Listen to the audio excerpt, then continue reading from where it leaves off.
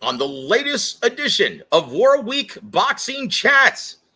Terrence Crawford in LA, funded by the Saudis? Is that a good thing or bad? And also, is Haney versus Garcia finally starting to catch fire in NYC during fight week? And guys, we'll share our post-interview thoughts on John the Iceman Scully. All that and more coming up on the latest edition of War Week Boxing Chats.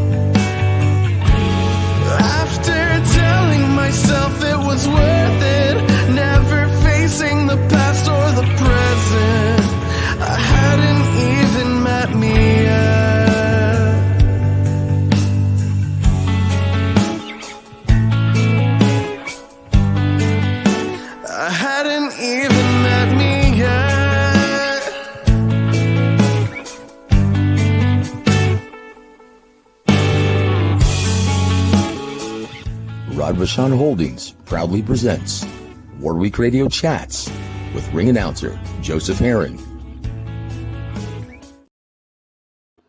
Guys, welcome. Happy, Thursday night? Yeah, happy Thursday night to all of you guys. And I tell you what, this wouldn't be an edition of War Week Radio Chats without the counsel of my dear friend. It's Mr. Boxing Source, the incomparable J.R. Bell. J.R., how you doing, sir? What's going on, Joe? Just, enjoying the West Coast here for now, but ready for another version of War Week Chats. I tell you what, I hope you're enjoying the beautiful L.A. weather, and I hope you're staying out of trouble in La La Land, dude.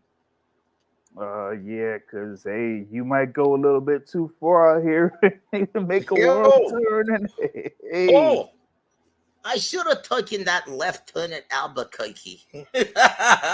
Or maybe that right in La Jolla. What's up, Doc? Oh, guys, we just dated ourselves. At least I did anyway, man. I'm an old codger, guys. I just play the young man on the radio. So there it is, guys. But, guys, we have a lot to discuss. We've got Terrence Crawford news, Be Still My Heart. Not like we didn't already tell you that it was going to happen. J.R. Bell wrote this in the rumor mill. Was it a couple weeks ago now? Yes, it's been a couple weeks. Well, I'll tell you what. You got the skinny if you bookmarked J.R.'s theboxingsource.net. Once again, guys, that's theboxingsource.net.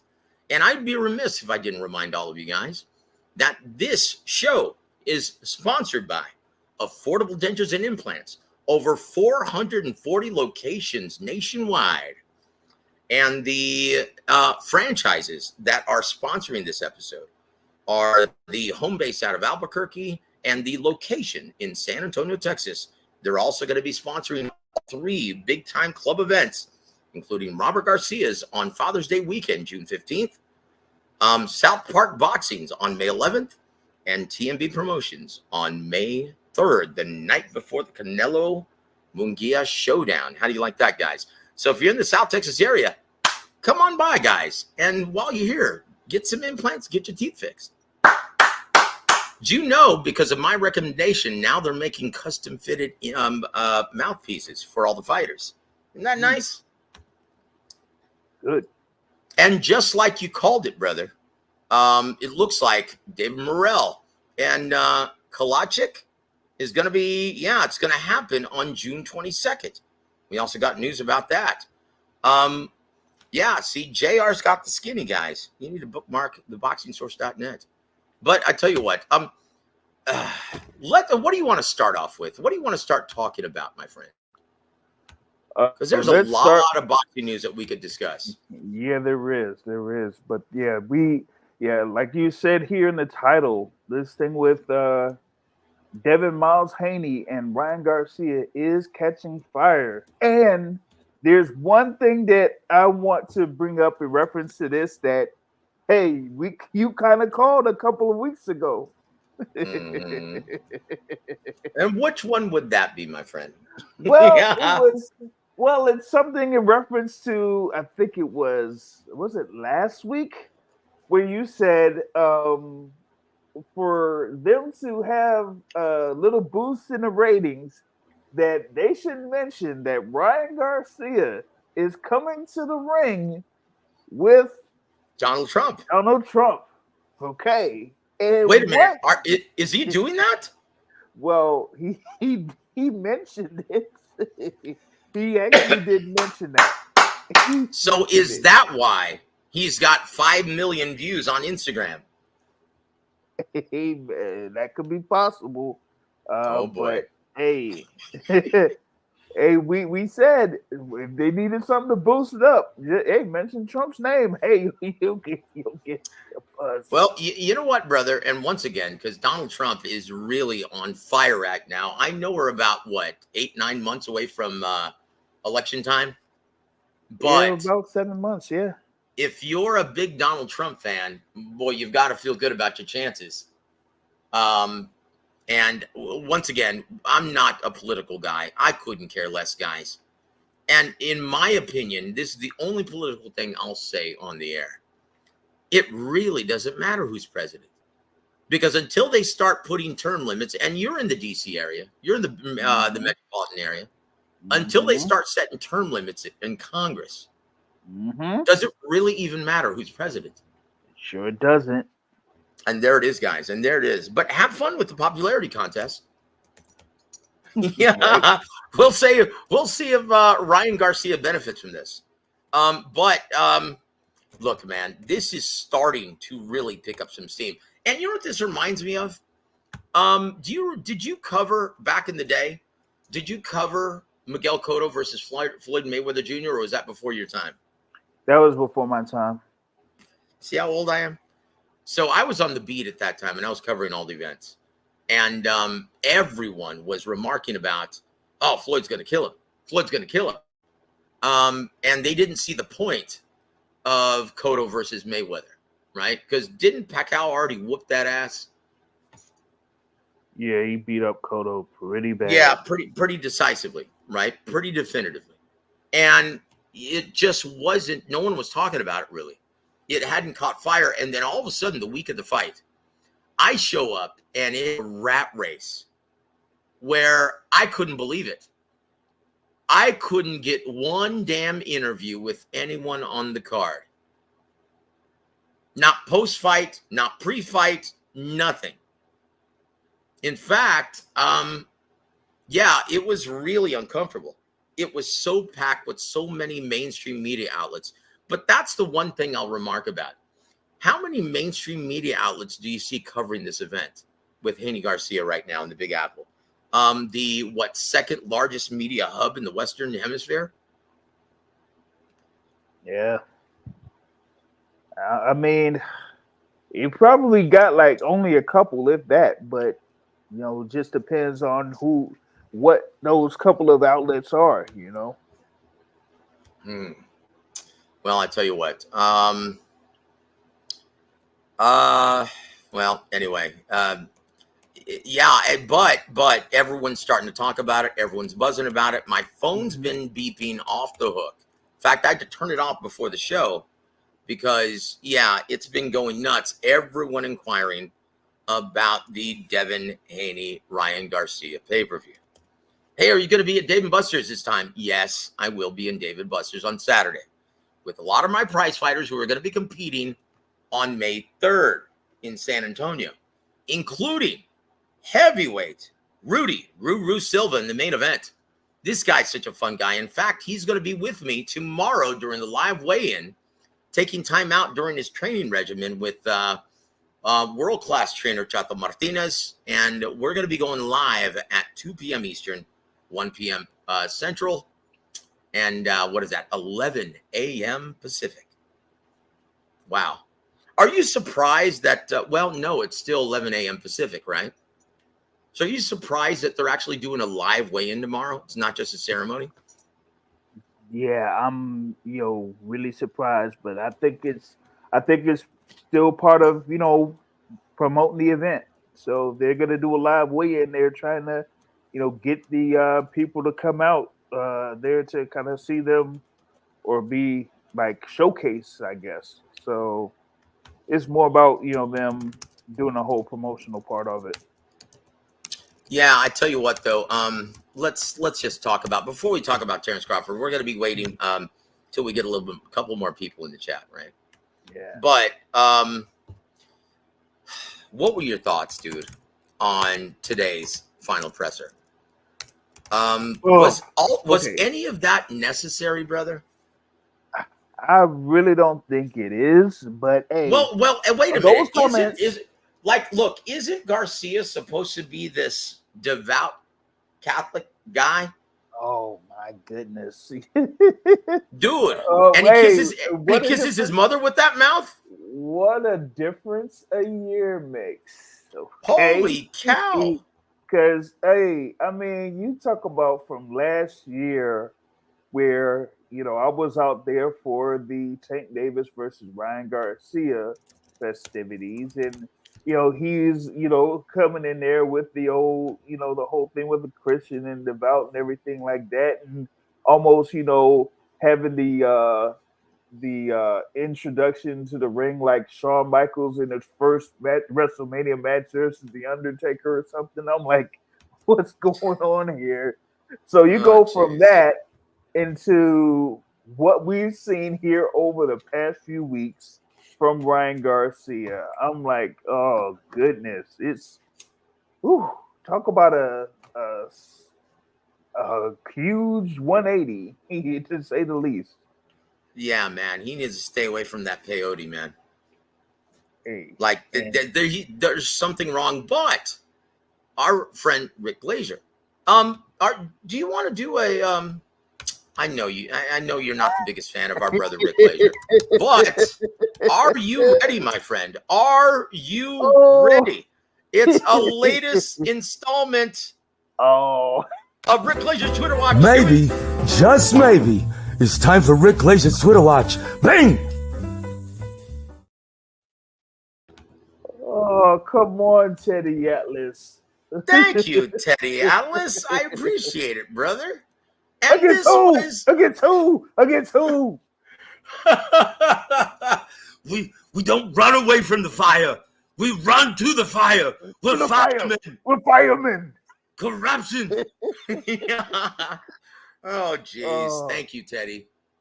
Hey, we run to the fire even in the tri-state area.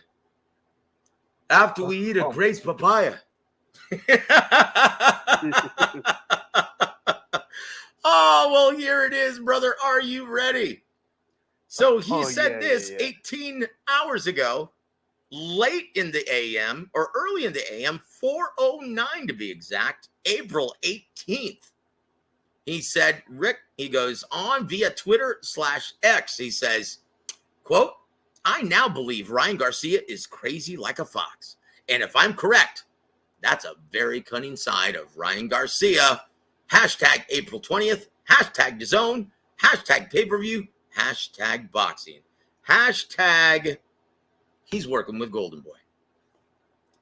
No, I just threw that last hashtag in. But yes, if you didn't know, guys, this may be motivation once again, because he's one of the matchmakers and he's working with Golden Boy. He's working very closely with Eric Gomez and Oscar De La Hoya, in case you didn't know. And you can hear him every Monday night right here on Warwick Boxing, hosted by my brother G Funky and I. But what do you think he meant by that?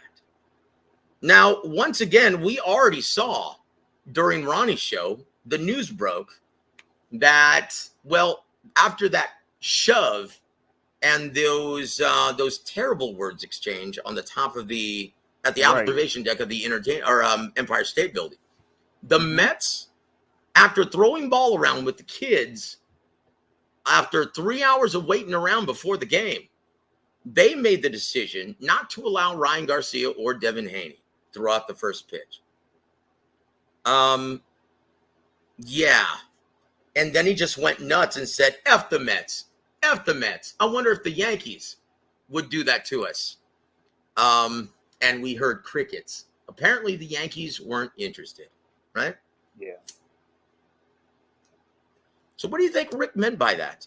Is this all been a ruse? Has this all been a ruse? Ryan Garcia acting like an absolute nut. That is, I think, the intent of Rick Glazer's tweet there, is that, you know, they feel like it's part of the plan for Ryan Garcia, and that this is something where he's setting a trap of sorts, or catfishing or anything like that. I've heard that from, I've heard that from multiple people, is that, all of this stuff that's been going on with Ryan Garcia is just all part of a ploy to, throw Devin Haney off and, have him be overconfident, so, hey, it remains to be seen how that's going to turn out, but, I'm still sticking with what I was, saying in my prediction for this particular fight. So I'm sorry, and can you repeat what that was, brother, in case we didn't hear that on your midweek report or your Sunday night prediction? What was that? You can say it on the air, brother. Stoppage in the middle rounds by Devin Haney. He will show up and show out on Ryan Garcia. Oh, wow. Oh, geez, and HLD, my brother. Much love, HLD. I know we butt heads sometimes on Twitter, but much respect, my friend. Much respect. And in fact, if you add for your headphones, I feel like hearing a little bit of screaming.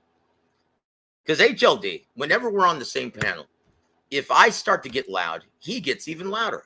Can you believe that, James? There's actually someone who I actually share the air with on occasion that's actually louder than I am. Can you believe that? It was shocking. So HLD, if you have your headphones on, please be our guest, sir. And anyone else who wants to join us. Yeah. Much love, my friend. And also, my brother Jose Barrera. Welcome to the show, sir. Also, the boxing historian. That goes for you too, sir. Not that you're louder, but if you have your headphones, please be our guest. Want to get your thoughts on all of these topics. And our brother, Andrew Charles. Salute to you, my friend. But look, guys, that's a bold claim. Now, please support your claim. What is your logic in this, sir? What do you think he's going to do? And do you really think, because if this final presser, if that tells us anything, maybe this is just the way he looks. But in my opinion, Devin Haney is starting to get that zombie Michael Jackson look on Thriller. In fact, when I saw him today at the press conference, I wanted to go dun dun dun dun dun dun. Didn't he give you that impression or no? Am I just seeing things, James? you have to do the dance when you do that. Oh, dude, you're talking to an old man, brother. I'm not dancing. I do the white man's overbite now. That's it. Don't. Dude, he looks like Skeletor from Be Still My Heart. Guys, it is a War Week boxing pleasure to welcome this gentleman to the stage at this time. I want to pick his brain on everything. James, and if you have any thoughts or comments, please let him go, because this guy, boy, he holds nothing back. It's my pleasure to introduce my brother, HLD. Woo! Welcome to the program, my friend. Man, it's the best introduction I've gotten anywhere. Thank you, Joseph. How are we doing, my friend? Oh, we're doing great, brother. It's big fight week. How can you not love it, man? It's a circus, bro. And well, look, let me tell you also, man, and just because we are exchanging words about UFC and boxing and all that good stuff, and you thought I was hating on it, look, just so you know that I'm not hating. Well, I kind of am, actually. Yeah. I was about to say, what you talking about, Joseph? Because I was like, I was listening to Bruce Buffer. Now, this is how lame the UFC is. They can't even afford the good Buffer, man. Like, honestly, you can tell they had different parents, because one has a beautiful voice and he's a good looking guy, very astute. And the other one looks like a redheaded stepchild. Looks like it was thrown through the tree trimmer, right? I mean, it is what Look, it is. he's so ugly that he looks like his neck threw up. Hey, but the people love him over there, I guess. You know what I mean? Dude, he sounds and looks like Mr. Magoo. Like listen, you get Michael Buffer. Are you ready for the thousands in attendance and the millions watching around the world? Ladies and gentlemen, Bruce sounds like he's about to have a conniption. Well, And now it's time. Please, someone call EMS. Dude, it's a different edge. It's not supposed to be sophisticated. It's not supposed to be sophisticated. It's raspy. It's with an edge. On one side it's like when we're talking about music, right? So Bruce is more on that classic rock style, right? For boxing, and then his brother is like heavy metal. You know what I mean? So you don't understand what the hell, but people like it. You know what I mean? It is what it is. Oh, no, to each his own, and you're absolutely right, and that's a perfect analogy. So Michael Buffer would be more like smooth jazz, right? Like Weather Report, right? Would you say, James? He's more like Earth, Wind, and Fire, right? R&B, like smooth R&B, right? And then Bruce is like auto-tune rap, mumble rap. Yeah. Well, no, mumble rap. Oh man, guy's killing the dude. But hey, how long has he been at it with them already? He's been at it for a good while, dude. And that's an amazing thing. First of all, both Buffer brothers didn't even know they were brothers until, well, he enlisted in the Army, and Michael Buffer was adopted, and he didn't even know his last name was Buffer. And when he changed his name to Buffer, yeah, that's when they found each other. And that's such a beautiful story. If you guys don't know, please go look it up. They're both great guys. All joking aside, they're both great guys. And they both have they both have a company together where they market certain things and distribute certain things. And they both work side by side. And that's a beautiful story, right? But Bruce, come on, dude, admit it. He got the the shallow end of the gene pool, brother. Hey, but he's making a good chunk of change. So good for him, man. He's found his nugget, that's for sure. It's like, dude, let's get ready to rumble, and then it's time. Come on, dude. And you got to say that then the guy from Diamante kind of stole a little bit from both of them. And made his own, his own. I'll tell you what he needs to do. He needs to steal a hairbrush from somebody is what he needs to do. Chingo. So HLD, while you're here, man, what are your thoughts during fight week on all of the emotions escalating to the point of absurdity? Is this genius or is this a calamity? I'm gonna say it's genius with calamity. It's both. Very good. It's both because if you really think about it, I mean, Ryan being the A side, he's the only one who's done any real true work at marketing for this fight. And if there's any eyes on this fight, it's because of Ryan Garcia, regardless of the stuff that he says. And one night, I was listening to, I took him off my Twitter and muted him.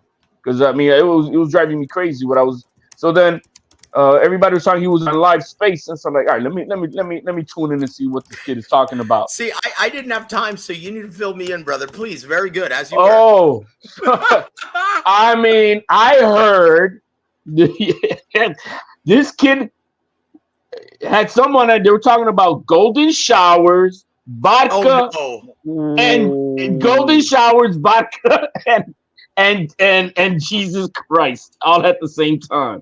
And there were like maybe, I don't know, 10,000 people on this thing.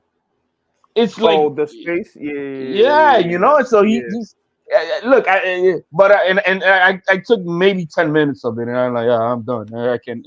But whoever's engaged is engaged, and so and that's by aspect it's genius and it's a calamity because the shit is like weird and stuff. But um yeah, you can't really take too much of it. All I can look at, like what I did today, really focus on is looking at the physical attributes that I can see from these two fighters, and I see one fighter looking energized and the other one starting to look like he's on his deathbed, and you can start seeing that.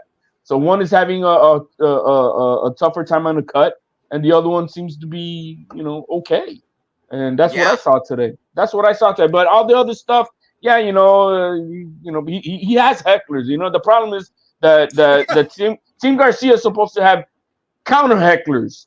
You know what I mean? So he does so that the heckling is done by his counter hecklers. But since nobody's heckling on his side to take care of Devin Haney's hecklers, so then the kid is having to confront them himself. And since you can hear it, he's like, but if he had his own people going at him, then I think he could just tune them out.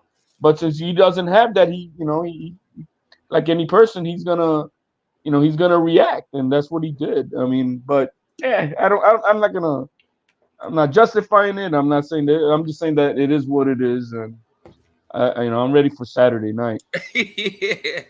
I tell you what, James, do you have any comments on anything that HLD just said?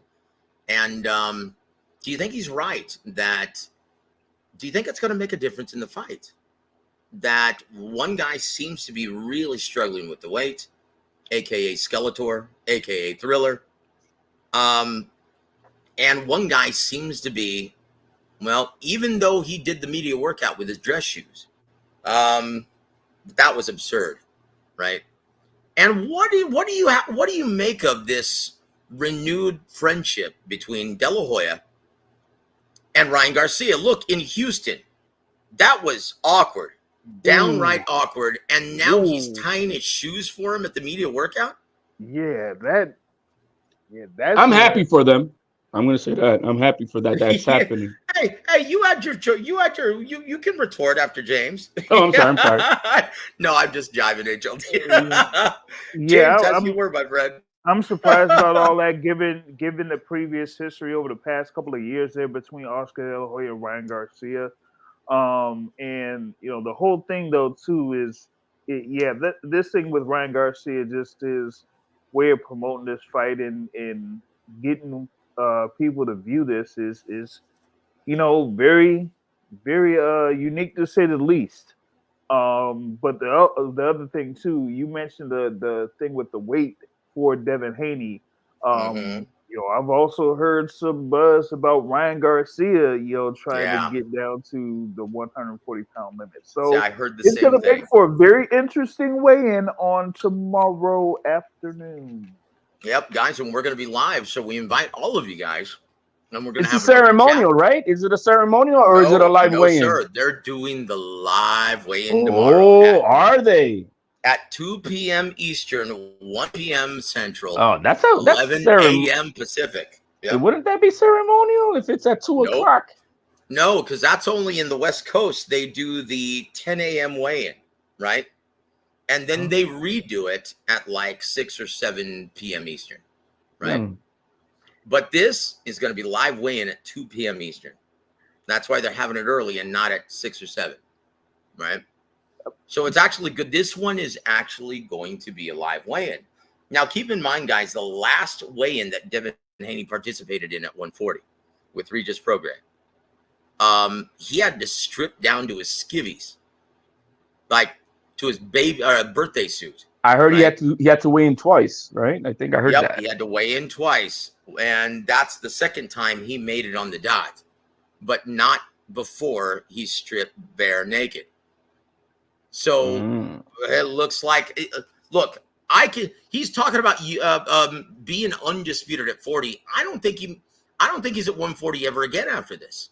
He might not. And that's why Eddie here knows what he's talking about. That's why I'm going to listen to Eddie. He already knows that this kid is. I think as soon as Crawford vacates, he might go to 147 to face Barrios for that vacant title. And I see Teofimo following in his steps, going to the WBO vacant at 147. I wouldn't be surprised if both of these guys move up. But as far as Ryan goes, on April 9th, just a few days ago, I mean, he was at 146.5. So he's not off at all. I mean, 6.5 pounds to make weight with 11 days to go. Yeah, that's usually right on time. Yeah. That's on time. And anybody knows the tricks of the trade. Look, he's probably right now in a hot tub with rubbing alcohol and Epsom salt, and he'll drain out 5-6 pounds in an hour, and he'll be ready to go. So I'm not too, if he's maintained that 146, I'm not too worried about of Ryan making weight at all. Yeah, look, both guys are professionals. I think they're both going to make weight, but get the IVs ready in the hotel room, guys. Yeah, they don't talk about that. I've been saying that because it's illegal. I've been asking Conti that because he was trying to clown Teofimo and Ortiz always. Like, yo, man, since you want to try to, and they provided that they were about to test it. I'm like, can you confirm or deny Devin Haney using therapeutic IV exemption for rehydration? And then just a few days later, without directly, responding to my my tweet, he just puts out, "Oh, it's ridiculous how people think that Devin Haney fighters are gaining 25 pounds because of an IV." He explained it, and like, yeah, you know what I'm asking you, but of course. But we know there's IV. I don't see no way that there isn't. Yeah, look, there's a reason why Devin Haney grew that beard during fight week, so people wouldn't see those sunken cheeks, those emaciated cheeks. We all know that. But look, he's going to be a super middleweight during fight week or during fight night. And look, Ryan Garcia is going to be pretty close.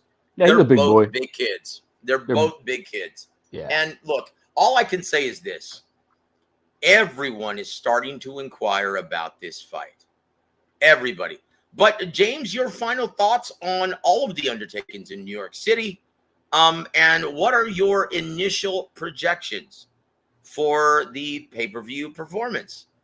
Do you think it's going to breach the 1 million purchase mark? I'm looking like it's going to approach it, but my thing is with it being on the zone, that kind of muddles things a little bit because of their distribution or their exposure currently. They don't have that type of exposure in the U.S. for it to kind of like get to those numbers. But if they have continued interest here over these next 24 hours, you could see a significant uptick there for the zone. So it could work really well for them if they do have a very successful pay-per-view on Saturday. Yeah, look, I'm trying to look for the price right here. I'm on the DAZN website, and I see the time of the weigh-in. They even say the time that they're actually going to start their ring walks, and that's at approximately 11 p.m. Eastern, 8 p.m. Pacific. But what's the price tag, dude? It says everything but the price. Does anyone have any damn idea what the price is going to be? $69.99. How much? $69.99. Oh, okay. So it's $10 less than the Canelo Munguia one. Dude, Canelo Munguia just announced, guys. It's going to be $79.99. HLD, are you going to buy it, sir? I'm going to watch the Haney fight? No. Are you gonna? Either one. Are you gonna purchase both? The Haney one. I'm gonna be going to a sports bar to watch that fight. That's what I'm gonna do. I'm not gonna spend $70. So you're gonna go to Dave & Buster's or something, or a bar. I got a nice sports bar that I go to, and they always have good for fights. you, man. Yeah, That's guys, support those. That's a great thing. Support the businesses that are supporting boxing. That's a great thing. If you don't feel like spending $70, guys, go to your nearest Dave & Buster's. In fact, if you're in the South Texas area, you can go to the Dave & Buster's in San Antonio on I-10 and 410, and I'm going to be there with my fighters, guys. And come and meet in person the heavyweight combatants for May 3rd, and that's Rudy Silvas, as well as oh my gosh, Hold on. He did. What is his name? I'm sorry. Anyway, big punching heavyweight. I can't believe I forgot his name, and I'm going to be announcing it on May 3rd. Shoot, I'm going to be ring announcer, and I need to start doing my homework now. Good Lord, man. But going to the sports bar is the best thing to do. I mean, look, instead of spending the money at home, I spend that money and I get some good food. I'll eat, either some real good hamburgers that are made of sailing steak, or I'll be getting some my surf and turf filet mignon with and you just spend about the same, and you eat it.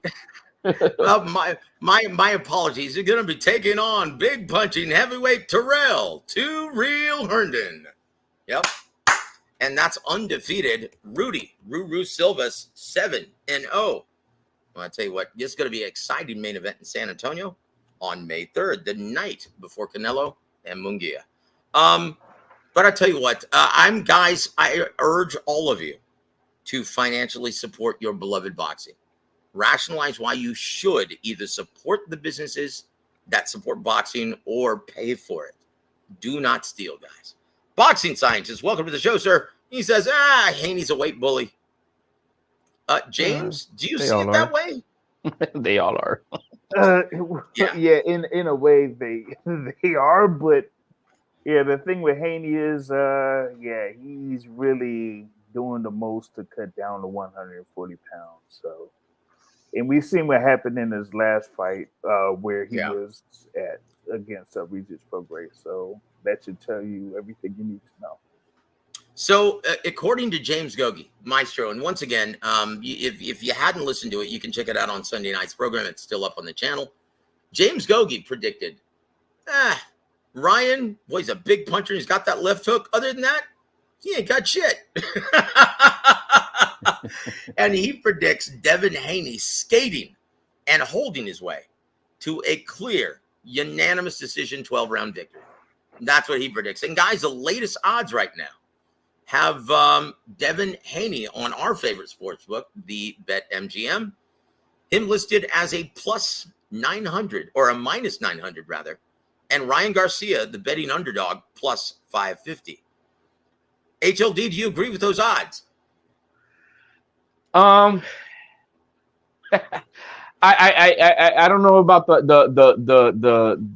total amount of making him such a favor like that at 900, but I do favor Haney to win by decision. What would surprise me in this fight would be the very opposite, that Devin Haney stops Ryan, or that Ryan beats Haney on the scorecards. That would be shocking. Either one of those two outcomes would be shocking. But if Ryan knocks out Haney, that's not shocking to me. And if Haney does he comes to fight like he did Kambosos 1 fight, which I think is what he's gonna do, I'm not surprised him winning it by decision. Yeah, you know what? The Boxing Scholar, guys, if you haven't already, please go support my brother, the Boxing Scholar. Please go subscribe. And I expect to see you, brother, at Dave M. Buster's on Saturday night. I'm going to be there. After I am with my brother, Dimitri Salita, on Boxing Gems. We're going to be there for an hour. And then for the Haney Garcia fight party. And then we're going to partake in festivities at Dave and Buster's. So, Boxing Scholar, I expect you to be there, my friend. Can't wait. It's going to be a lot of fun. And you get to meet our heavyweights, Terrell Herndon and Rudy Silvas. But yes, you're absolutely right. Look, guys, look at the size of their casino. And then look at the size of your house.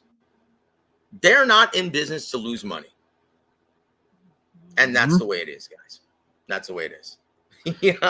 Is this fight going to be on pay-per-view.com? Yes, it's going to be on pay-per-view.com. And guys, has Jim Lampley officially lost his mind? James? Do you think that's the reason why no one has pitched him any offers? Because he's lost it. First of all, it's impossible to go through an entire interview speaking with Jim Lampley, because now he's like, it's driving me nuts. And then the absurd things that come out of his mouth. David Benavidez, the first Mexican-American heavyweight champion? Really? Didn't we already have one? No. Oh, yeah. Andy Ruiz. It's Yes. Ruiz Andy Jr. Ruiz. Thank you. Thank you. HFD. Yes. Good call, man. Yep, Good I call. was at that Look, fight. but you know what they say though, out of sight, out of mind. Right. Andy Ruiz, come on, baby. Come on. Yeah, don't let your dad negotiate your career into obscurity. Come on now. But what are your thoughts on Jim Lampley's comments that David Benavidez punches as hard as Mike Tyson? I think he's out of the game. So he's not like we are, right? Like we're into it. I think he watches it from afar. He's more of a casual than anything now. And he probably doesn't understand what he's looking at. I just have one thing to say. Old Man River. Yes. Come on, dude. James, what are your thoughts, James? Come on, man. He's past it, man. Like, give it up, hang it up, you're done. You know what? I see, let me pull up my crystal ball. I see Jim Lampley with a blue vest standing in front of a Walmart. Oh, yes. Poor guy, man. I mean, you know, it's you know, he's you could see that age is affecting him. You know what I mean? Unfortunately, and you know, it's just one of those things that happens to all of us eventually. Look, HLD. All I can say is this, and the last thing I'm going to say about this Haney Garcia, because we need to talk about some Crawford, and while we still have James on the air, because I need to hear what he thinks, and also we are going to welcome, as soon as I make my final thought, we're going to welcome our brother El Científico. Right? The boxing scientist. They're going to welcome him to the show for the very first time. But James and HLD, everyone involved, everyone in the chat, I've had enough of Bill Haney.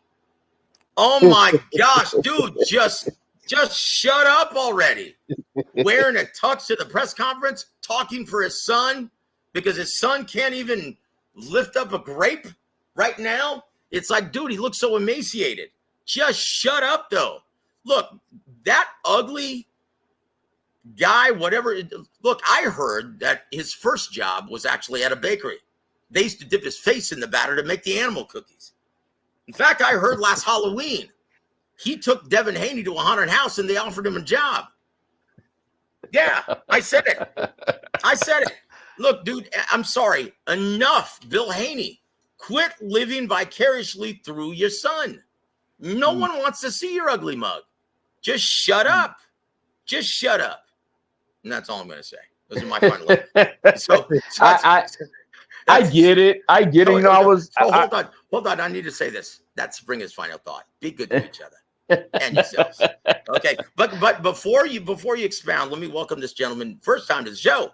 El Científico, the boxing scientist. Welcome to the show, sir. Hey. Thanks for having me, man. Salute everybody on the panel. Yeah, so I just want to, I don't have a lot of time because I'm at work, so I got about 15, 20 minutes. Jim Lampley is a complete asshole. You know, this guy's a real son of a bitch, bro. I saw him in Vegas. Yeah, I saw him in Vegas. And, you know, like nobody recognized him. This was for the Pacquiao Mayweather fight back in 2015. Yeah. And you know, I was like, he tries to act like he's some sort of A-list celebrity or something. I was like the only one that recognized this piece of shit, and I try to talk to him, and he just kept walking, just ignored me, bro. And I never liked his commentary anyways. You know, he's so biased. He's anti-Canelo. This is why he's all over Benavidez' dick so bad. Dude, did I mention this is a PG rated show? No, I'm just kidding, boxing scientist. Oh, my bad. no, I'm just jiving, brother. I'm just jiving. But, Okay. But look, you want to hear a funny Jim Lampley story? And this, I used to work for Amanda for like 3.5 years, right? And he used to get pissed at Jim. He loves Jim like a brother, but he used to tell me everything. He was like, man, I tell you what, I love Jim like a brother, but that is one cold-hearted son of a gun right there. That's a cold-hearted motherfucker. Let me tell you something. He always tried to get me, because I would tell him things in confidence off the air. And he would always try to get me to admit it on the air live. And he was always trying to get me to air out my real feelings, and I would never take the bait. And as soon as we got off the air, I would chew his ass until he had none left. That is a cold-hearted motherfucker at times. So you know what?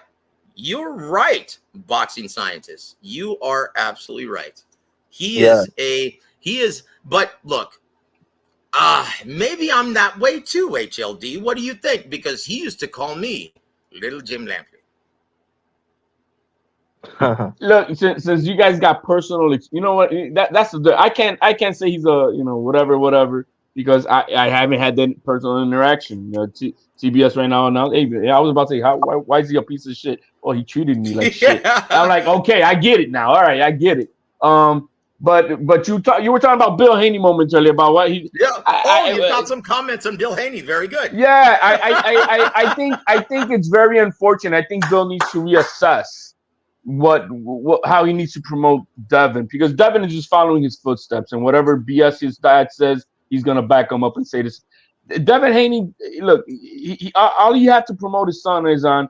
He's the youngest undisputed. He's very dedicated. The young man did what he had to do at 135. Has come up to 140. He cleaned out Regis Prograde, became a 2-time champion, and that's it. He only has to promote the positives of his son. He doesn't have to be selling the stuff that he's not a gangster. He's not gonna kill nobody in the ring. We know that. You're selling your son that stuff that nobody believes that he is, and I think he needs to promote him more like Golden Boy, like Oscar De La Hoya's promoted. Because Devin Haney is a good kid. He's not a bad kid. Promote him as what he is. He's got a great smile and very respectful. He's fooling you. He's fooling you, HLD. He's fooling even you. if he's fooling me, he doesn't. But he's fooling. He's not fooling me as something that he's not. He's not a killer in the ring. Nobody fears you in the ring. Just say, yo, man, hey, my son is gonna outclass you. He's gonna outschool you inside the ring. That's it. You don't have to be over the top of the stuff that he's not. And that's what I'm saying. You know what I mean? He could reach a larger audience with that, and more eyeballs, and maybe have the moms. Oh, look at a good Haney, right? Kid is good. He's dedicated. He's respectful. Whatever. He could sell that more than being the opposite, because you're not Oakland, my friend. You're not. You know what I mean? And I agree. He's not scary, bro. He's not scary. He's not Tank Davis. Tank Davis is a certified hood. You know what I mean? We know that, and that's his demographics. And he has that list of people that like him, like the way he is or whatever it is, right? But Devin Haney's not going to reach that audience. He is not hip hop. He is not gangsta. He's none of those things. Just promote the young man as what he is. He's a good, dedicated, hardworking. He's hardworking. Probably one of the hardest working in the game, and dedicated to his craft. And he's overachieving. Great. Just that's all he has to sell him on. But I tell you what, I appreciate your commentary. And James, didn't I tell you he is louder than I am? Guys, at this time, it is my pleasure to introduce to the show my brother Brandon, the boxing scholar. How you doing, my friend? What's up, Joe? It's good to see you on here, brother. What is your takeaway from all of this fight week festivity so far in the Big Apple? Shit, couple things. The first thing I wanted to say is Jim Lampley. We got to remember, Jim Lampley ain't been in the game for. He ain't been in the game for a while.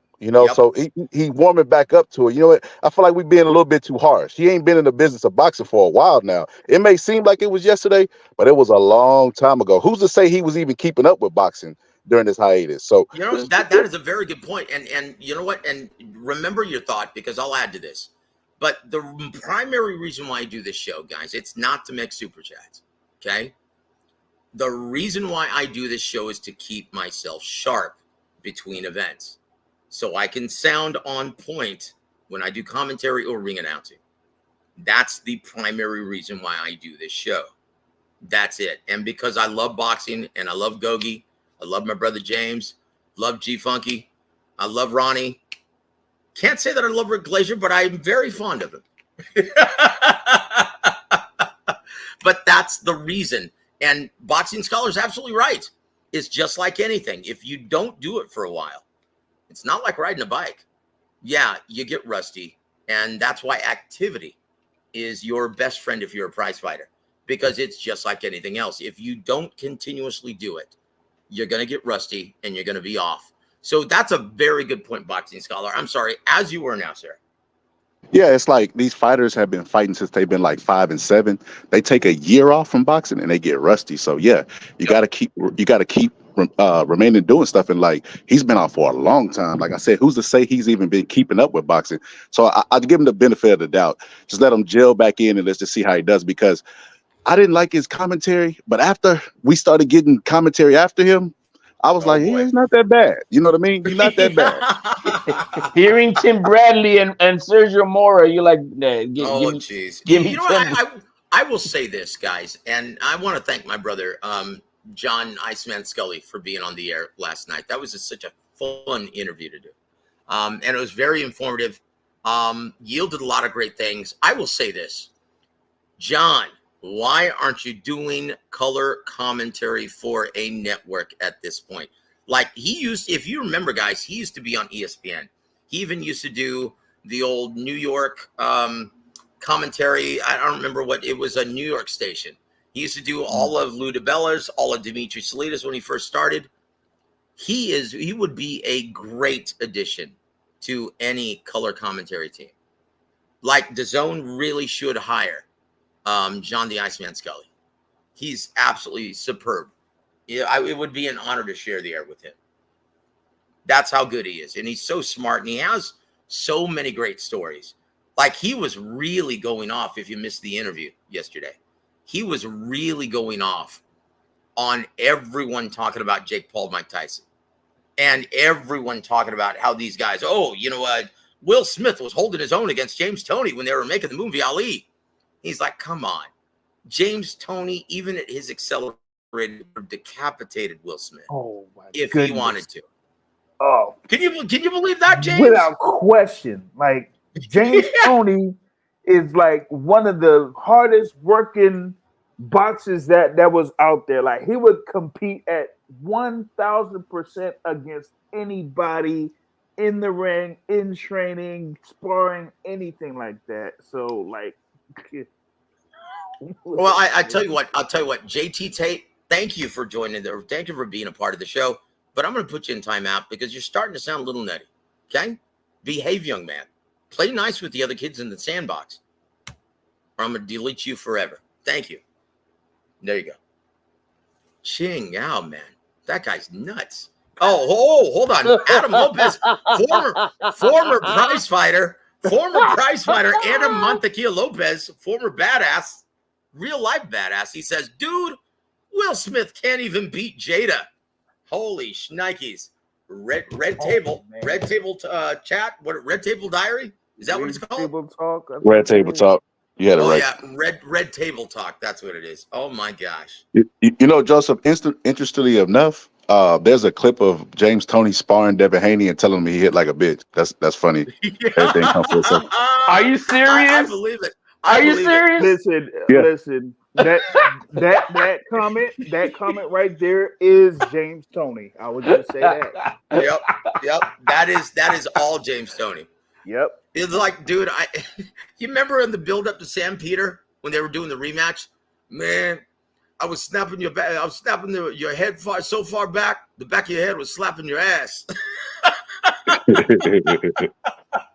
James Toney. I just wish I could understand a damn word he said these days. I'm able to understand this. I'm able to understand this post on Facebook. Dude, stop it. You almost made me spit out my water, Holmes. But look, I will say this. If you guys want to see some real comedy, go to YouTube and type in James Toney Family Feud. That is by far the most entertaining episode of Family Feud with all the prize fighters.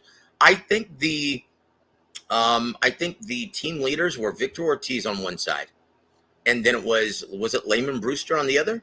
I think it was something like that. But that was amazing, guys. Go check it out if you haven't already seen it. James Toney is a laugh riot, man. That guy is hilarious, and he's stone cold serious the whole time. He didn't crack a smile. And everyone else was cracking up, though. And he really clowned Victor Ortiz. You guys got to check that out. He clowned Steve Harvey, too. Nice. Yeah, yeah. Fuck Steve Harvey. He's a fucking simp. You know, I don't like him. You know what, though, Joseph? He's more of a simp than the scholar, and that says a lot. Stop it, dude. Just nah, he good. He good. So check this out, Joseph. That's what I was going to tell you earlier about Bill Haney. So yes, you being in the business of boxing, you understand promotion, right? Sometimes it's not. So you know how you said, I feel like he should stop as long as you make them feel you're doing your job right, because they either gonna feel for you, feel against you. I feel like Devin Haney he don't have enough charisma to do it himself. And Bill Haney has the personality, and he doesn't mind being a villain, so he's made himself that. Because if you look at people who was like father son do it, like Timothy Bradley's dad never talked. Timothy Bradley, nobody had an opinion about Timothy Bradley's dad. As much as people say, I wish people would just box and just keep it only that. When fighters do that, they retire into mediocre. Like what does Mike Tyson say? Oblivion. Obscurity. Oblivion. Mike Tyson said oblivion. Oblivion. No, he said he would fade into Bolivian. like Sundance. I don't know. Maybe I'll just fade into Bolivian. So yeah, I think it's good. Listen to Mike Tyson impression. Go ahead, James. Do that again. Listen, I don't know. Maybe I'll just fade into Bolivian. Oh, I'm sorry. That was good. But as you were, sir. I just think that Bill Haney, I think as much as people think he's doing a disservice, will we even be talking about the dead fight if it wasn't for Ryan and Bill Haney? You get what I'm saying? Like he does his job. You know what I mean? I feel like that is a very good point. I feel like he's doing. When I was doing PR, I didn't care what opinion anyone had of my fighters, as long as they formulated an opinion. It's when they didn't have an opinion is when I felt I wasn't doing my job. That's very, very good point, sir. Very good point. Very astute. I just watched that James Tony Haney. Isn't that amazing? He said, stop slapping me. I feel like a female now. You slapping the shit out of me. That's what James Tony says. Dude, that had to be demoralizing for someone like Devin Haney. Because, dude, look, you've got to be brimming in confidence, even to step in the ring while sparring with 69 gloves and headgear. You've got to be brimming with confidence. And, dude, for him to say that to you, dude, I would actually pack my shit and walk home. But the man will say exactly. I mean, all eyes are good promotion. You know, I just think that Devin Haney's done. I mean, Ryan Garcia's done everything. Look, I don't know if you guys know who Andrew Schultz is. He has a big podcast. Oh, I love Andrew Schultz. And he had a 5-minute segment about it, and he's talking about we're gonna watch it and that. And bro, but then he said, bro, Devin Haney, he said Ryan Garcia should be getting 90-10. He's put the entire promotion on his back, man, and we're watching it because of that. That is true. That is true. Let's just hope that it does well for everyone involved, for DAZN, for Golden Boy, for Matchroom, for all the fighters. All the fighters are already doing well. Let's just face it. But guys, let's just hope not only that it does well financially, that's a commercial hit, but guys, let's pray that it's a critical hit, because the last thing we need is for Devin Haney to get buzzed early and for him to wrap him up like an octopus for 10 rounds. I see 500,000 buzz. We need this product to sizzle. And we want to thank Boxing Scholar for actually those very, very good points. Thank you, brother, for being a part of the show. And thank you. Come back anytime, my friend. You're always welcome. And I hope to see you at... I gotta go too. And that's what I was just going to say. I just read your private chat. But hey, boxing scientists, don't be a stranger, my friend. Come back anytime. It's been, we would love to share the air with you a lot longer next time, okay? Yeah, for sure, man. Thanks. God bless you, my friend. Yeah, God bless everyone. Fights. Have a good night, brother. All right. Joseph, what's your numbers on this fight, you think?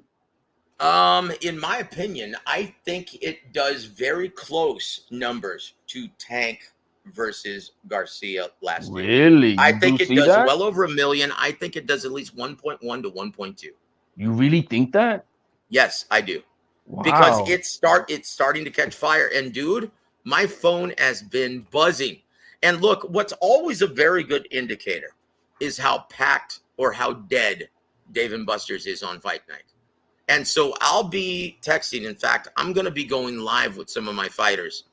I'm going to do a small broadcast, about a 30-minute one, when I'm live at Dave and Buster's, to get the sentiment of the fans, and just to let you guys know how well it's going to do on pay-per-view. If it's packed to the gills, like I know Canelo Munguia is going to be, then yes, it's going to breach the 1 million purchase mark. And if it's just halfway filled, dude, ooh, that's not good. That's you're looking at them between 300 and 400,000, and it's almost always accurate by the Dave and Buster's crowd. You're right about that. It seems like when it's packed, you got good numbers. Yeah.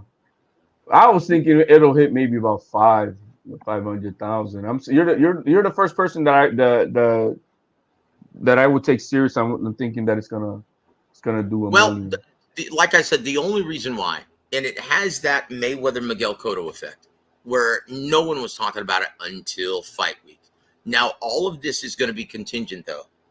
How many mainstream media outlets show up at the weigh-in? The tickets are selling. If you see it slammed to the gills with all of the mainstream press, and look, what James said, and I had no idea about this. Ryan said that he would love to have Donald Trump escort him out to the ring. If that happens and the media catches wind of that, guys, don't be shocked if it surpasses the Tank Davis mark. He also said that Devin Haney is going to be walked out by Joe Biden.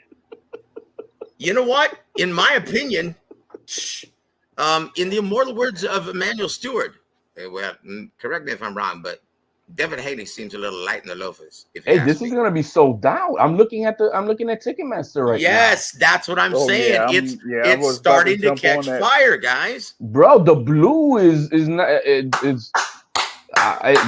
We're way to go, fight fans. Woo! I'm looking at, it's probably. I mean, from what it was, I'm not. Right, I think it's 70% right now. I think at least 70% sold. Montequilla says, "Man, Joe Biden can't even walk." That's why I said, "Yo, good for man. If then you got to give this all to Ryan Garcia, because he's. I don't want to. This is happening because that kid went crazy and did some. Because I'm looking at this. Holy shit! Yep, there it is, guys. There it is. That's what I'm saying. I've noticed over the past 24 hours that it's been catching fire. Look. Look,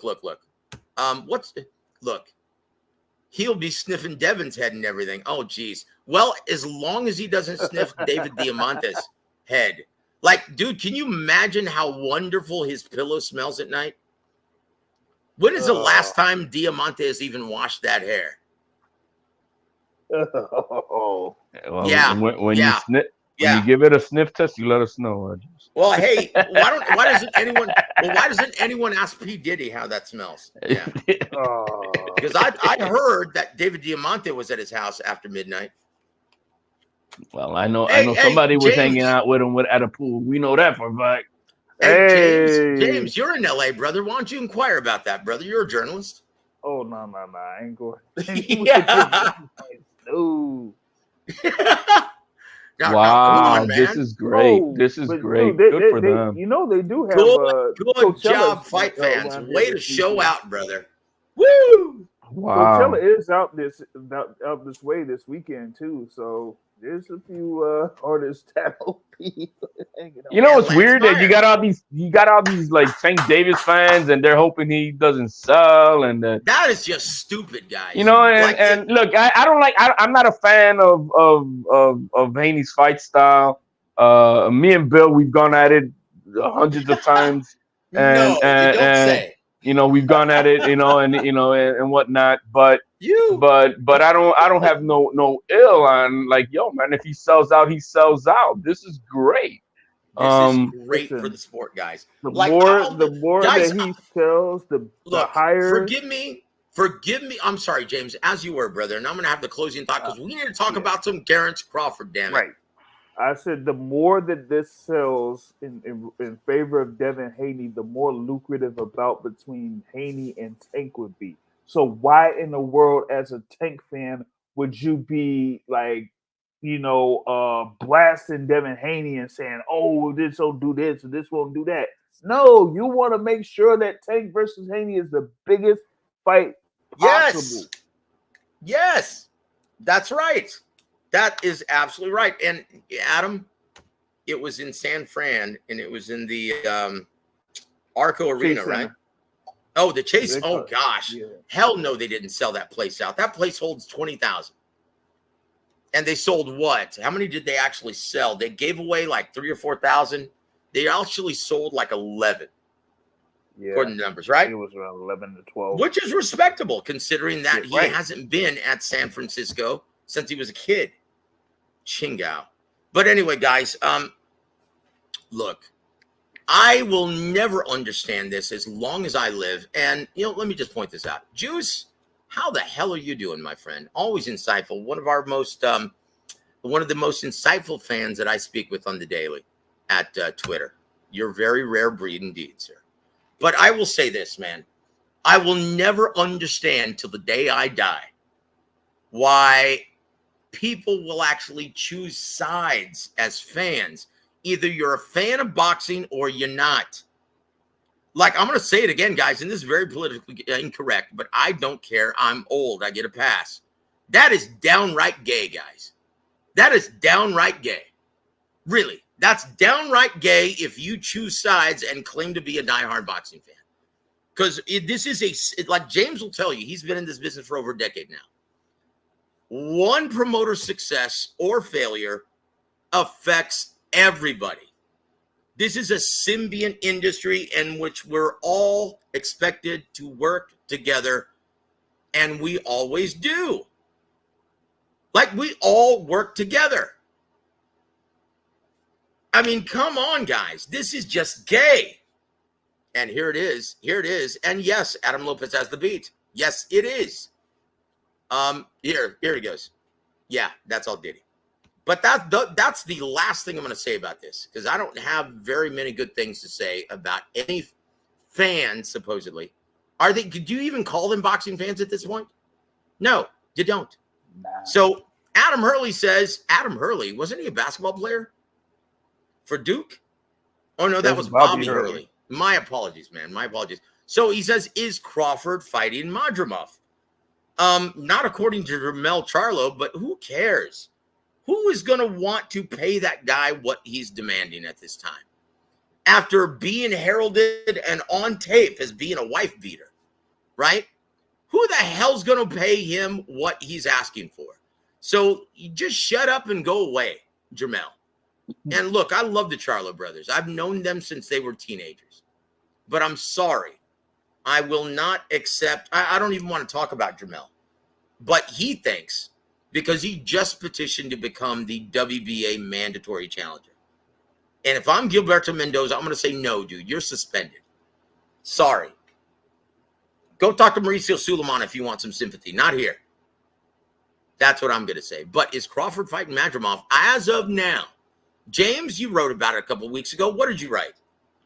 Well, I wrote on the rumor mill a couple of weeks ago that you could see Terrence Crawford go up to 154 pounds to challenge Israel Madrimov for Madrimov's recently won world championship. So, hey, it looks like it's a little bit closer to happening or materializing, with just a little bit of a twinkle as far as where it could be. And I tell you what, guys, if you want to know the skinny, if you want to get the insider scoop, please bookmark theboxingsource.net and look for my brother's weekly, even bi-weekly column. Yeah, the rumor mill. Great stuff. Great stuff. And he called the shot 2 weeks ago. And now on Boxing Scene, they're finally reporting it. Terrence Crawford, Israel Madrimov, headed to Los Angeles. So here's what late Lance Pugmire, finally reported 2 weeks after my brother James did. Initial conversations have taken place to stage a world. Look, he's saying initial conversations. Brother, they've already reached a deal. Okay? They've already reached a deal. And here's the best part. Now, you remember I was saying a couple of weeks ago, James, that the Saudi involvement, it's not good because this is not good. If any of our fighters go and compete in Saudi Arabia, does that help them in the American market? Does that do anything to build their brand? No, would not.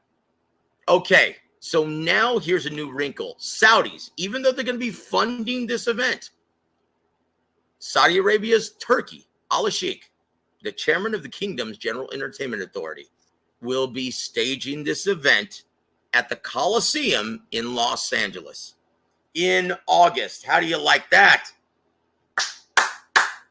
Ooh, Guys, that yeah, changes everything. That changes everything. That tells me that one, he is indeed in it for the long haul. And two, he understands the importance of the American market on the global sport of boxing. Without a healthy American market, yeah, the sport crumbles in developing talent, the amateur system, everything, guys. We've only have 360 million inhabitants. Come on. So Turkey, and I'm still not going to call him His Excellency. No, sorry. But he gets it.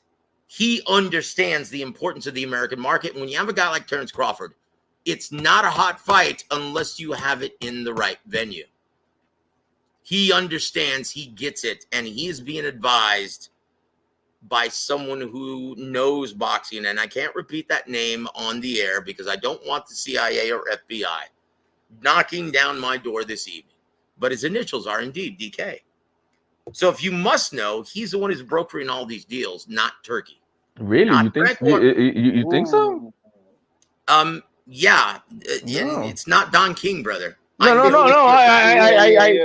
You made it loud and clear. I mean, but we know. Okay. Yeah, because that's and which makes sense because it involves Terrence Crawford.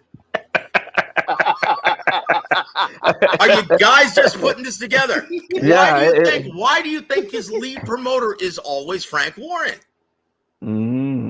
Yeah. Why do you think he's so fond of Tyson Fury? Understood. There it is, guys. There it is. So now that you've got the inside scoop, this changes everything. Oh, does it still change? So I was saying that, oh my gosh, when is inflated purses? When has that ever been good for the health of the sport? This changes everything, guys. This tells me that Turkey Al-Sheikh from Saudi Arabia is indeed looking at the health of the sport and the U.S. market. This changes everything, guys. That means we're going to start having events at night again. Hallelujah. Holy shit. But what does that do about inflated purses? What does it do about inflated purses, though? Look. This is what I've been told, right? This is what I've been told. Oh, Lance Meyer. Yes, Donkey Kong is indeed a classic. So this is what I've been told. They are paying inflated purses to the fighters who ordinarily you couldn't make the fight, right? Like Bivol versus Beterbiev. Ordinarily, that fight wouldn't be made because there's not enough money to support it in the States, Canada, anywhere. Now, he's happy to throw money at them, at fights of that nature. And then of fighters at the tail end of their career, where they deserve those kind of purses.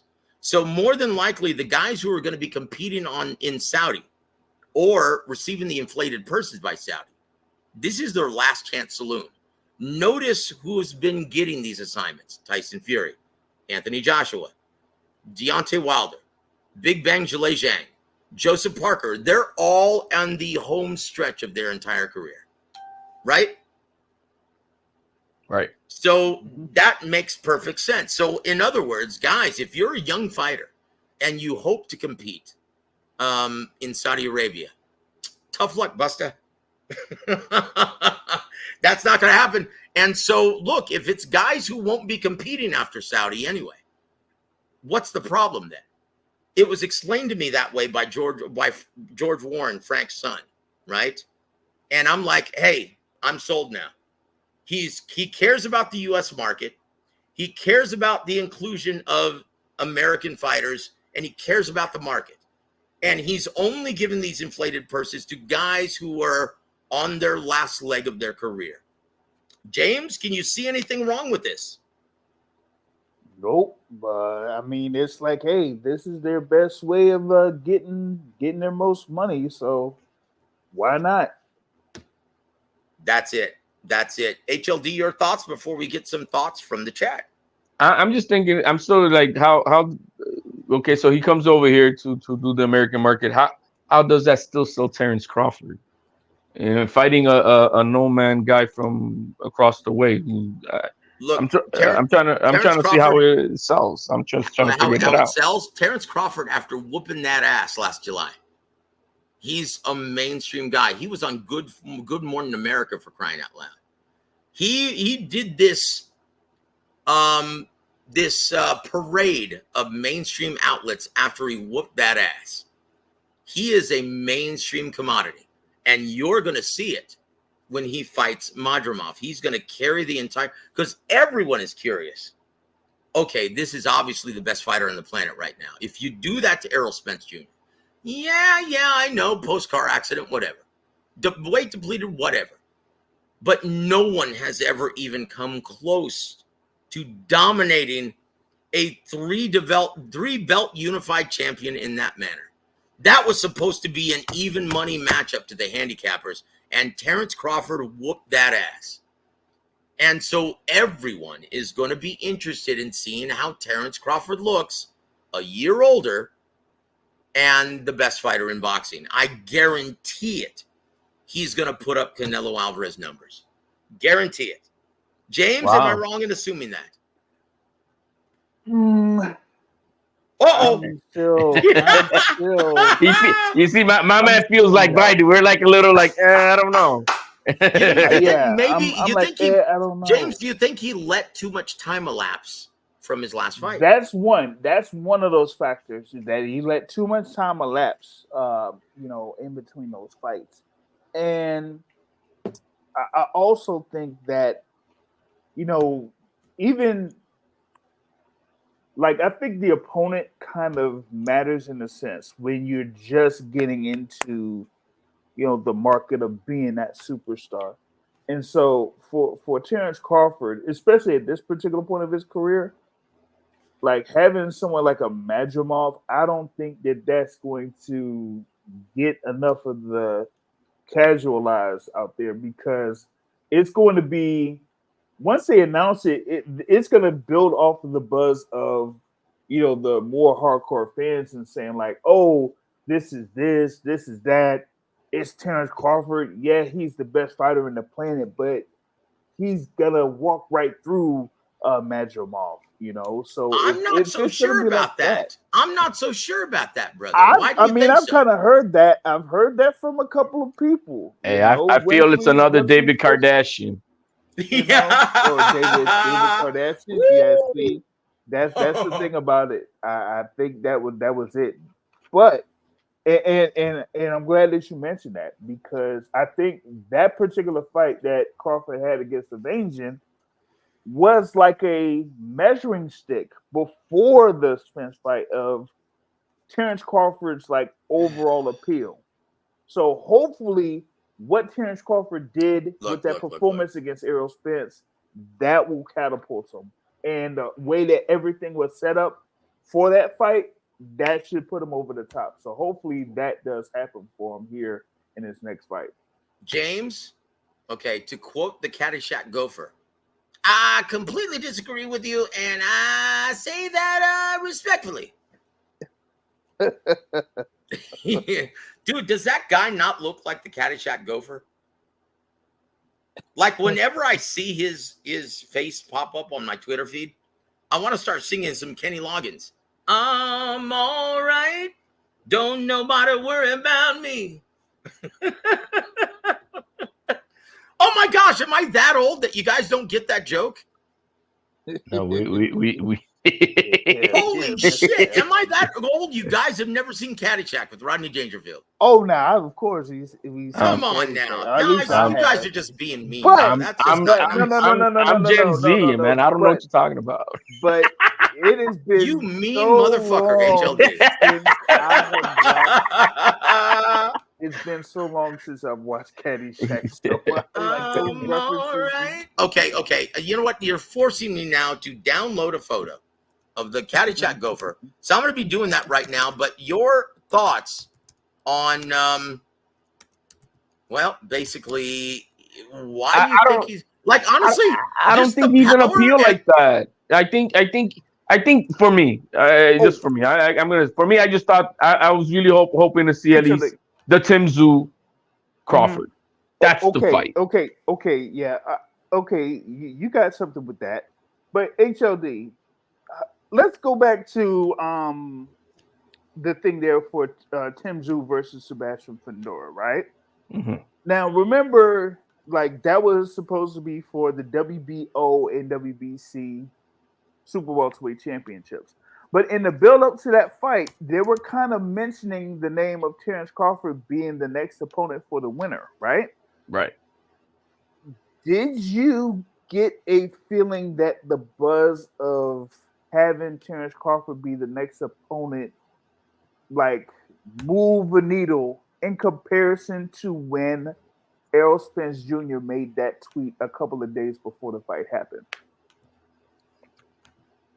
I think I understand what you're trying to ask, but I mean, if you're trying to say if the buzz with Spence was bigger than the buzz with Crawford to face Tim Tszyu, right? As far as like leading into that fight, yeah, I can't say because I'm not. I didn't even look. I didn't even buy that. I didn't even watch that fight yet. I'm hoping Amazon even puts it up. Okay. But yeah, I mean, like, I was like seeing like the reaction to Errol Spence making a tweet like that kind of resonate more than having Terrence Crawford face the winner of Tim Tszyu versus Sebastian Fundora. Well, I think Spence got a bigger fan base, right? Am I wrong to say that, or I mean, that's what it looks like, and that's what it's been looking like to me. Is that Spence has had the bigger fan base, and so, you know, with that being said, and this is long after getting whooped and all that, right? You know, I think what you said earlier was very look. The thing is, it's true. Terrence Crawford let way too much time go away, and that buzz has you know is kind of like floundered, kind of like what Tio kind of did after beating Josh Taylor. You know what I mean? He needed to get back on the horse, and I was hoping he fought in December, and he didn't do it until now. So, you know, it's the same thing with Crawford. He let that win kind of like fizzle, and I'm HLD, hold on. I need you guys to pause just 1 second. Now, what's that guy's name that I'd say that what's his name again? Oh my god. Do you guys have any idea what his name is? Repeat that? What's that guy's name? And I say that respectfully. What is that guy's name? Oh, Two-Tone Two Tubby? Yeah, got it. Two-Tone the fat okay, so guys, pause for a second. Now tell me he doesn't look like the Caddyshack gopher. Here goes. Oh, no, hold on. I need to remove you guys, right?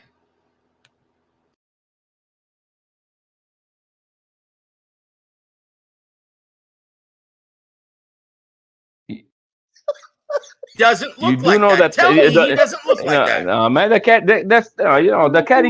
caddy gopher is way too cute. Come on, in comparison. Come on, I grew up watching the go with that. No, that was one of the favorite parts as a kid watching that is watching the gopher doing that at the end. No, okay, guys. So wait a minute. What do you? So you did see the movie? You lying bastard. Of course. Oh, you bastard! You just give me a hard time as usual. As usual. Ching out. So guys. Let me know in the chat. Let me know in the chat what you guys think. We're gonna do this one more time. Here he is, Two-Tone the lard ass, right?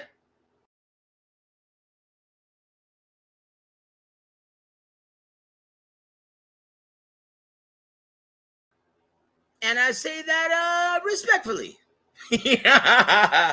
Woo! Boy, I tell you what, I'd be lying if I said that I didn't enjoy Clarissa Shields chopping him down. Not that he wasn't already short. That guy's so short, he needs to stand on his tippy toes just to put his hat on. Right? Oh, man.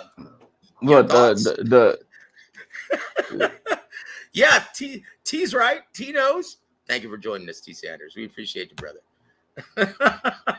but as far as Terrence Crawford, I wanted it to see the Tim Zoo stuff, and I really I was hoping after today that I saw that the Charlo's trying to petition and become the mandatory. To me, there's only 2 fights for Terrence Crawford right now, and it's either fighting Boots or the winner of the rematch of Tim Zoo Fundora, and that's it. But I know that the Fundora rematch is still maybe 6 months down the line. He can't.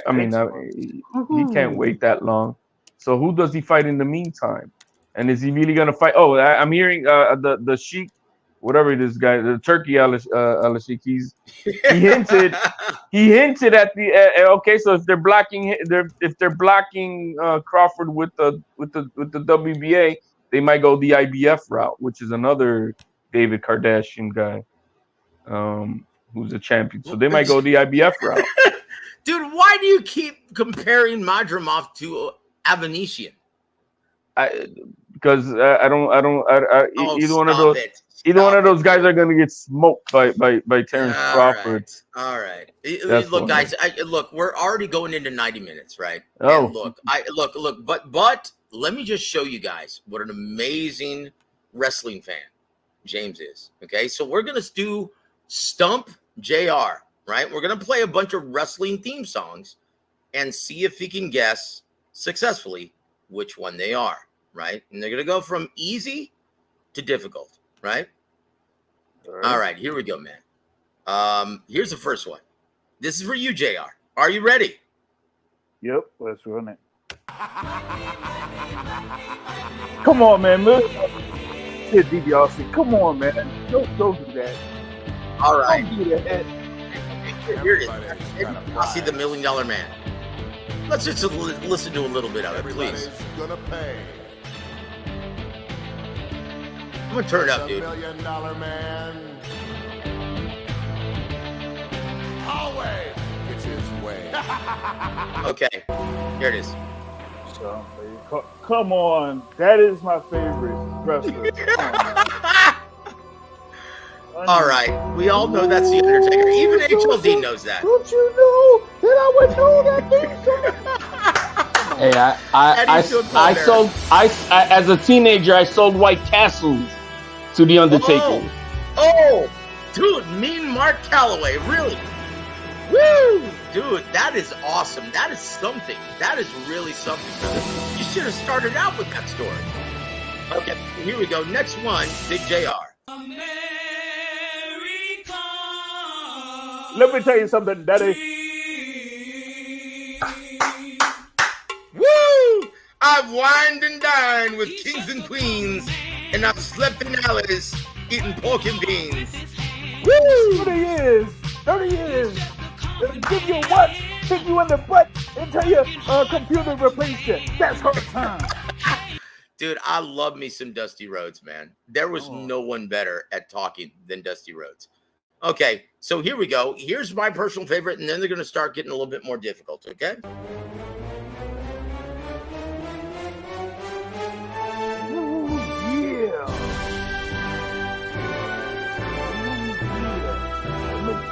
I'm the cream of the crop here. Step into a Slim Jim. You're good, brother. Randy Savage. Okay, here we go. You ready? HLD, you can chime in anytime you want, my friend. Here we go. Ready?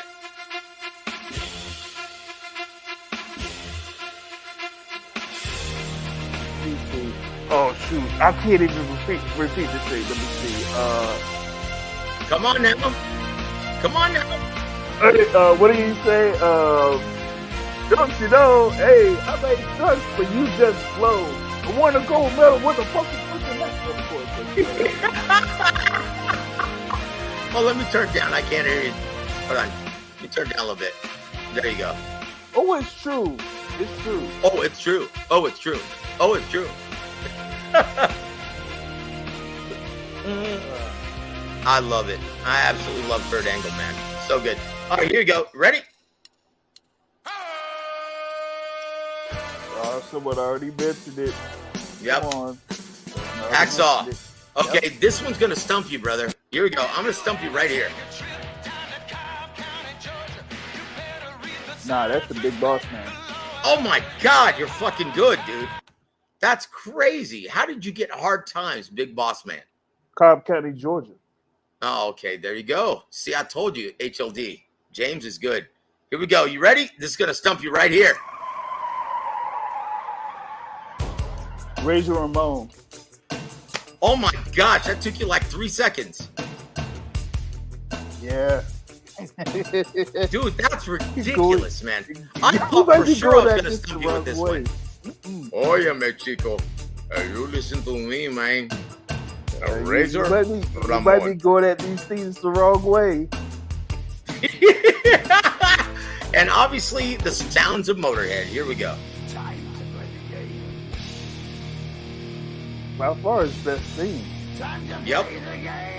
By far his best theme. I feel like probably spitting water. Probably one of the best entrances, too. Yep, I feel like spitting water in a light right now, man. Woo! And I tell you what, I've got all of them in my database, but not uploaded to the show. So that's it. You got all of them, brother. So guys, that's what a so guys, that's what a huge wrestling fan Big JR is.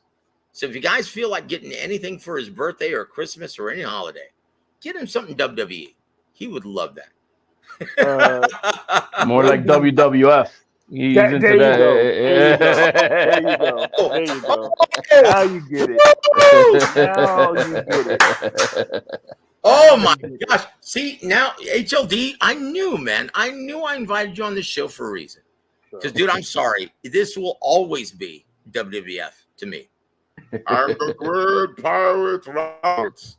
Dude, I love Andre. I love Hulk. Love the Ultimate. Well, not so much the Ultimate Warrior. Sergeant Slaughter, the Iron Sheik, the Bolsheviks. Oh, my God. You know what? Wouldn't that be cool? Brutus the Barber Beefcake. Brutus the Barber, brother. I even like Brother Love. Bruce Pritchard. But look. Wouldn't that be amazing? Do you remember, what's his name? The Bolsheviks. What's his name? What, Nikolai Volkov? Nikolai Volkov. Wouldn't that be amazing? George the Animal Steel. I love George the Animal Steel. In fact, I met him at the Freeman Coliseum at a WWF event. And he was actually in the front office. He was wearing sunglasses and a suit. And I'm like, holy shit, that's your... Yeah, and he's a little guy. He's not big. But I will say this. Oh, shoot, what was I going to say? Damn it. Hold on. Here it is. Adam Hurley. My guy was JYD. The late JYD. Awesome, man. But I tell you what, man, I love WWF. That was the greatest. That was one of the best times. Like, in my opinion, that was the best time for wrestling. And correct me if I'm wrong, James. For my entertainment dollar, it doesn't get any better than WWF. Oh, yeah. Boxing could learn a thing or two. Ryan, go watch WWF, and that's how to shoot a promo. And the storylines, my goodness. Can you think of a better storyline, James, than the giant betrayal with Andre and Hulk? Well, when he snatched that necklace off? Yep. That 5-on-5.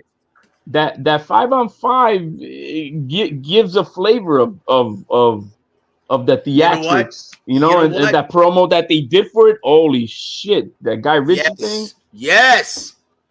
So I believe was that really Guy Ritchie?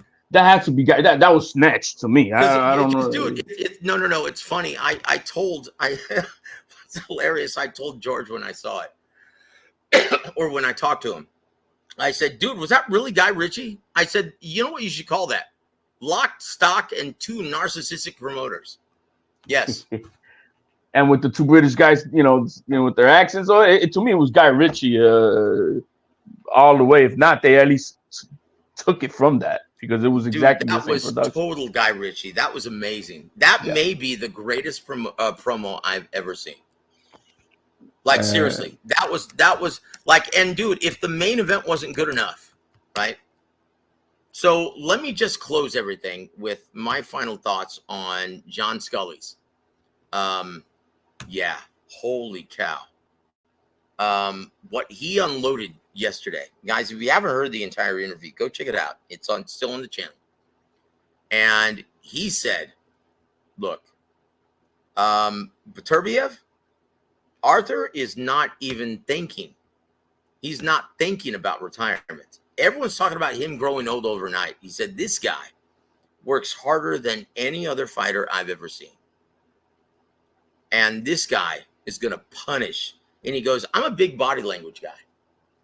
And when I saw that, the face-off, and he goes, he knows. He knows.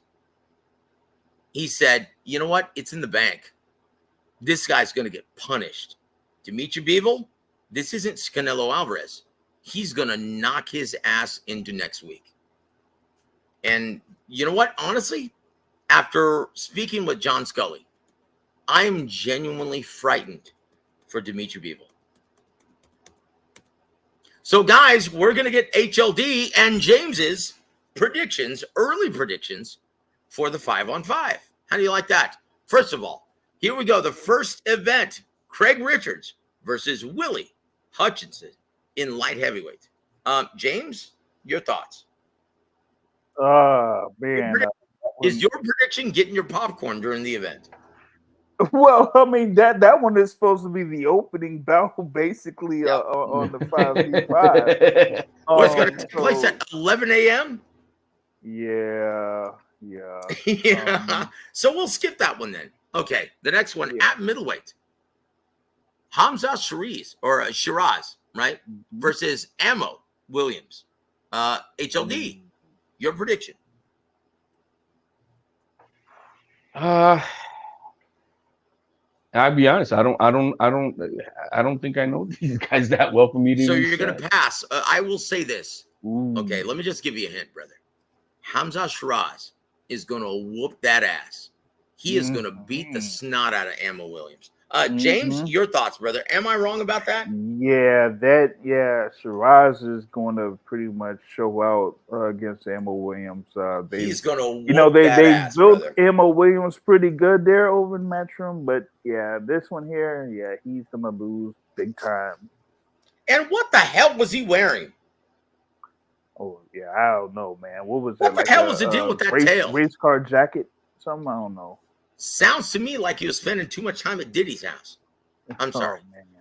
Next one, guys. Raymond Ford versus Nick Ball. HLD, your prediction? I'm going with Raymond Ford on that one. No shit. Yep. I mean, I'm going with Raymond Ford. Plus, you look good in the promo. You sure did, man. Dude, everyone looked great in the promo. That was outstanding, guys. That was fire. Straight fire. James, your prediction for Raymond Ford versus Nick Ball? Yeah, I'm going for Raymond Ford in this one as well. Guys, okay, I'm going to do my Max Kellerman voice, right?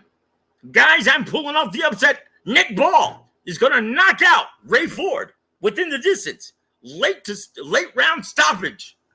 And there it is. Nick Ball with the upset victory. Yep. Wow.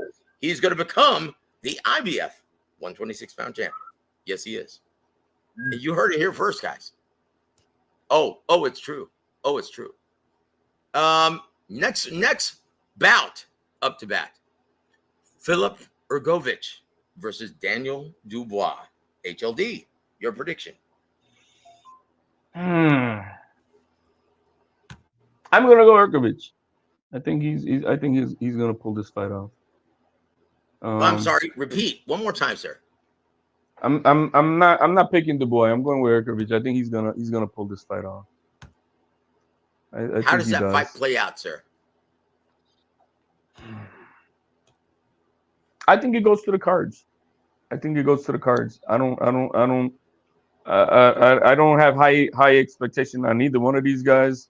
I think as the fight goes on, you're gonna see them exhausted out, and I don't think we're gonna see a knockout. I don't think we will. I think it goes to the Well, I cards. tell you what, the heavyweight division is indeed the theater of the unexpected. James, your prediction, sir? Nah, I see a Hergovich stoppage in this one. I don't think he's gonna, play around or, kind of like beat around the bush here with Daniel Dubois. I think he's gonna go for a stoppage and get it. Guys, I see this going. I see this ending early, right? Really? I see Ergovich knocking him out within 3. When's the last time Dubois has been knocked out? Last fight or the fight before last by Usyk, a cruiserweight. Yeah, he got stopped. And he should have got stopped by the dude before that. Another cruiserweight. Yep. Right.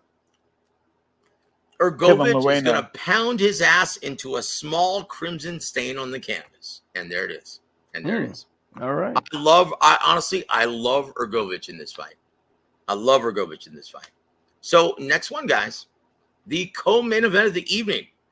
Deontay Wilder. Oh, boy. Versus Zhilei Zhang. The Big Bang. Who do you like, HLD? The Big Bang is going to bang Wilder. He's going to bang them hard all night. Oh, my God. No Diddy. No Diddy. Oh, we can't do this. We can't go through this again. Oh, no. Wilder's collecting his retirement check, man. That's all he's there for. He's the Big Bang is gonna go commie on his ass and eliminate him, bro.